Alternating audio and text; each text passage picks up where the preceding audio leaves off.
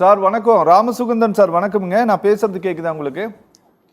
கேக்குதுங்க. சார் ஒரு 12 ஆண்டுகளை முழுமையாக பூர்த்தி செய்திருக்கிறது சார் பிரதமர் மோடி தலைமையிலான அரசு சார்.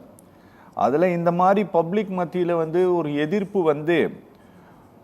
ஒரே ஒரு முறை ஒரே ஒரு அமைச்சர் மட்டும் அக்பர்னு எம்ஜே அக்பர்னு ஒருத்தர் சார், அவர் மட்டும் தன்னுடைய பதவியை ராஜினாமா செய்தார் சார். அது இந்த மீ டூ இஷ்யூன்னு சொல்லிட்டு ஒரு கேம்பெயின் ஒன்று சோசியல் மீடியாவில் நடந்தபோது அவர் ஒருத்தர் தான் அவர் மேலே அந்த குற்றச்சாட்டு எழுந்தது அப்படிங்கிற காரணத்தினால் தன்னுடைய பதவியை ராஜினாமா பண்ணார். வேற யாருமே புற அழுத்தங்களினால் ஒருத்தர்கிட்ட பதவியை பறிச்சாங்க அப்படின்ட்டு எதுவுமே இல்லைங்க. பிஜேபியினுடைய ஹிஸ்டரியில் கிடையாது, இப்போ இருக்கிற கவர்மெண்ட்ல எதுவும் நடந்தது கிடையாது சார். இந்த முறை நடந்து கொண்டு இருக்கக்கூடிய அமைச்சர் ராஜினாமா செய்யணும் அப்படின்ட்டு நடந்து வரக்கூடிய அந்த ஒரு ஒற்றை கோரிக்கை, அதை நிறைவேற்றிட்டா அந்த பிரச்சனை சரியாயிடுமா சார்?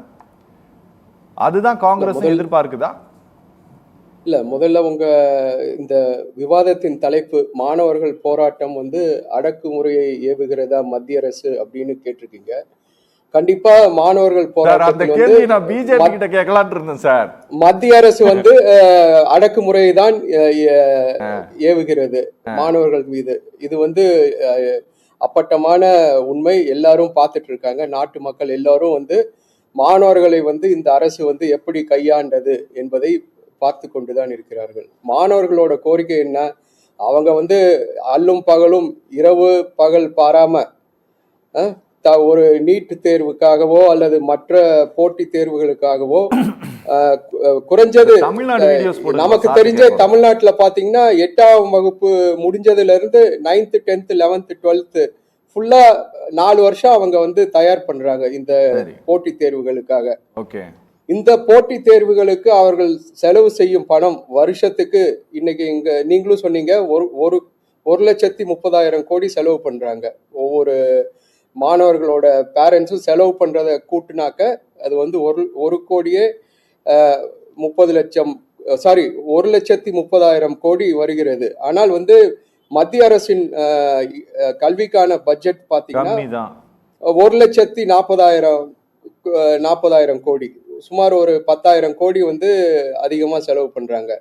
இது மாதிரி இந்த நீட்டு தேர்வை பணம் காய்க்கும் மரமாக மாற்றியது இந்த பாஜக அரசு என்பது என்னோட குற்றச்சாட்டு. அதே போல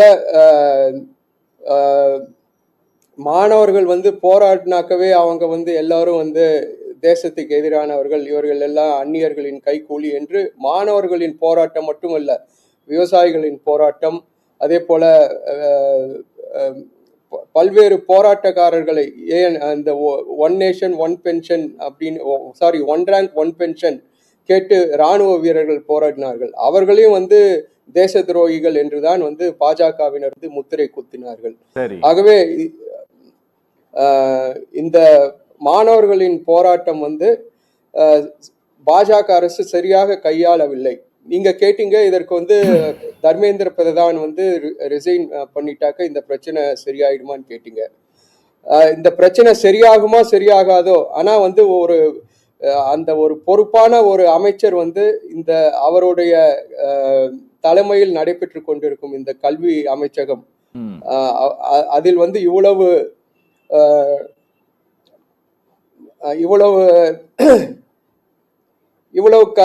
மோசடிகள் நடைபெற்று கொண்டிருக்கும் போது யாராவது ஒருத்தர் பொறுப்பேற்க வேண்டும். இந்த பொறுப்பேற்பது யார்? மோடி பொறுப்பேற்றா அவர் ரிசைன் பண்ணுவாரா? அதுவும் நமக்கு தெரியாது. நீங்க சொன்ன மாதிரி இந்த 12 காலம் ஆட்சியில் எம்ஜே அக்பர் ஒருவர் மட்டும்தான் அதுவும் பெண்களின் அழுத்தத்தின் காரணமாக அவர் ரிசைன் பண்ண வேண்டியதாச்சு. இது இப்ப பாத்தீங்கன்னா அழுத்தமும் வரலைங்க, அவரு தானாதான் போனாருன்னு தானாதான் போனாரு. ஏன்னா அதை விட்டா பல பெண்கள் சோசியல் மீடியால அவரை பல பெண்கள் எல்லாம் இல்ல, திரும்ப நீங்க தப்பா சொல்லாதீங்க. ஒரே ஒரு பெண் தான் சொன்னாங்க. ஒரே ஒரு பெண் அவர் மேல சொன்னாங்க. சாரி, ஒரு பெண். அதனை தொடர்ந்து பல பெண்கள் அவர் மீது அழுத்தம் கொடுத்தார்கள். அவர்கள் பாதிக்கப்பட்டவர்களாக இல்லை, பெண்களாக பெண்ணின் குரல், பெண்ணின் மாண்பிற்கு குரல் கொடுத்தார்கள். ஆகவே அவர் ரிசைன் பண்ண வேண்டியதா போச்சு. இந்த 12 ஆண்டு காலத்துல எத்தனை ரயில்வே ஆக்சிடென்ட்ஸ் நடந்தது, எத்தனை ஹைவேல வந்து கட்டிட்டு இருக்கிறப்போ பிரிட்ஜஸ் எல்லாம் இடிஞ்சு சார், இந்த போராட்டத்துக்கு ராகுல் காந்தி போய் உக்காந்தது, சாலையில் படுத்தது, இது எல்லாம் காங்கிரஸ் இதை கொஞ்சம் பொலிட்டிக்கலா இதுல இருந்து ஏதாவது ஏர்ன் பண்ண நினைக்குதா சார்? இல்லையா, எங்கள் தலைவர் சொல்லிட்டாரு வந்து இது வந்து குழந்தைகளின் எதிர்காலத்தை கொண்டுதான் நாங்கள் வந்து போராடி கொண்டிருக்கிறோம். இந்த ராகுல் காந்தி அவர்கள் வந்து கடந்த ஒரு வாரமாக மட்டுமே வந்து போராடல, பல ஆண்டு காலமாக எப்போதெல்லாம் நீட் பிரச்சனை வருகிறதோ குரல் எழுப்பியிருக்கிறார்.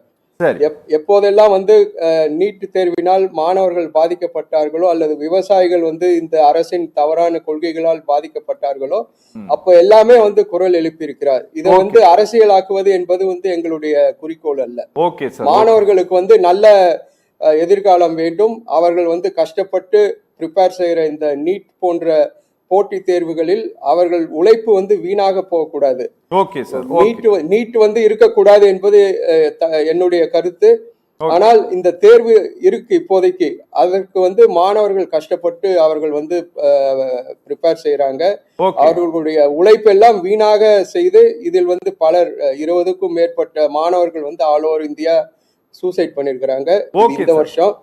இதுக்கு முன்னாடி இருக்கிற டேட்டாஸ் எல்லாம் பாத்தீங்கன்னா நிறைய பேர் வந்து சூசைட் பண்ணிருக்கிறாங்க. ஆகவே இது போன்ற ஒரு மன அழுத்தத்தை தரும் ஒரு விஷயத்தில் வந்து பாஜக அரசு வந்து சரியாக கையாளவில்லை. மாணவர்களின் பக்கம் அவர்கள் இல்லை.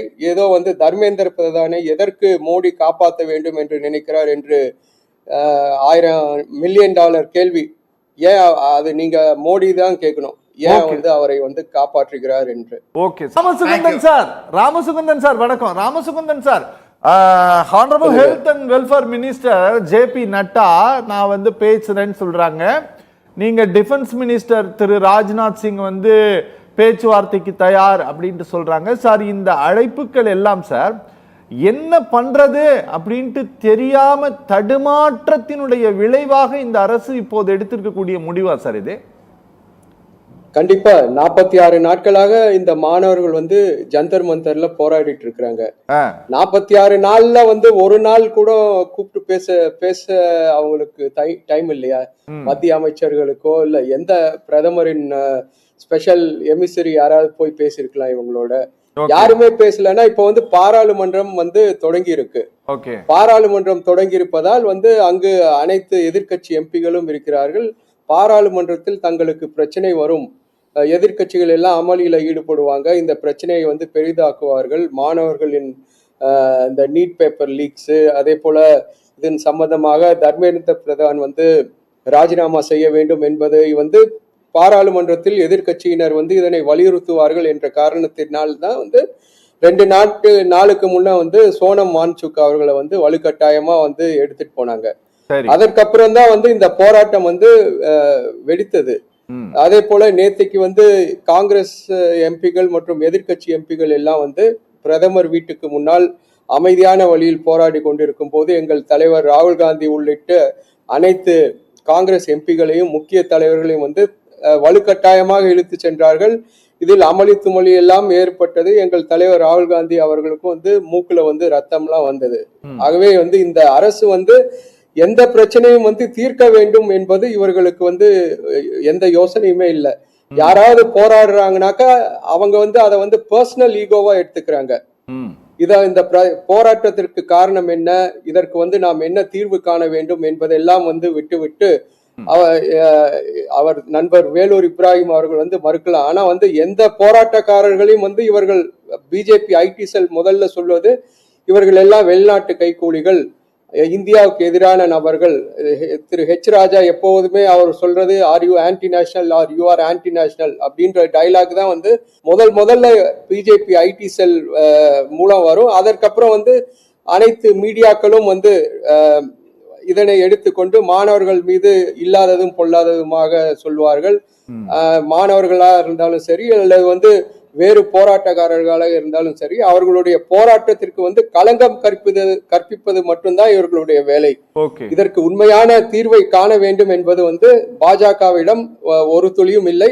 இந்த தீர்வுக்கெல்லாம் இந்த பிரச்சனையை வந்து இவ்வளவு தூரம் விட்டிருக்க வேண்டிய அவசியமே இல்லை. எப்போது வந்து நீட் தேர்வில் வந்து பல குளறுபடிகள் நடந்ததோ அப்போதே வந்து தர்மேந்திர பிரதான் அவர்களை வந்து ரிசைன் பண்ண வச்சிருக்கலாம், ஓகே அல்லது அவரை வந்து வேறு மந்திரி வேறு இலாக்காவிற்கு வந்து அவரை மாற்றியிருக்கலாம், ஓகே எது வேணாலும் செய்திருக்கலாம். ஆனால் வந்து பிஜேபியின் ஈகோ, அதாவது இப்போ ஒருவர் வந்து மாற்றிட்டா அவங்க வந்து தப்ப ஒத்துக்கிட்ட மாதிரி அர்த்தமாயிடும் அப்படின்னு ஓகே அவங்க மனசுல நினைச்சிட்டு அவங்க வந்து எந்த ஆக்ஷனுமே எடுக்கிறது இல்ல. ஓகே இதனால் பாதிக்கப்படுவது வந்து இந்தியாவின் இமேஜ் தான் பாதிக்கப்படுது. திரு வேலூர் இப்ராஹிம் சொன்னார், இந்த போராட்டக்காரர்களால் வந்து நம்முடைய நாட்டின் இமேஜ் வந்து பாதிக்கப்படுதுன்னு. ஆனா வந்து இப்ப உலக அளவுல வந்து மோடி அரசின் வந்து கையாலாகாத தனத்தை பார்த்துதான் வந்து நம்முடைய இமேஜ் வந்து கீழே போய் கொண்டிருக்கிறது ஓகே என்பதுதான் நிஜம்.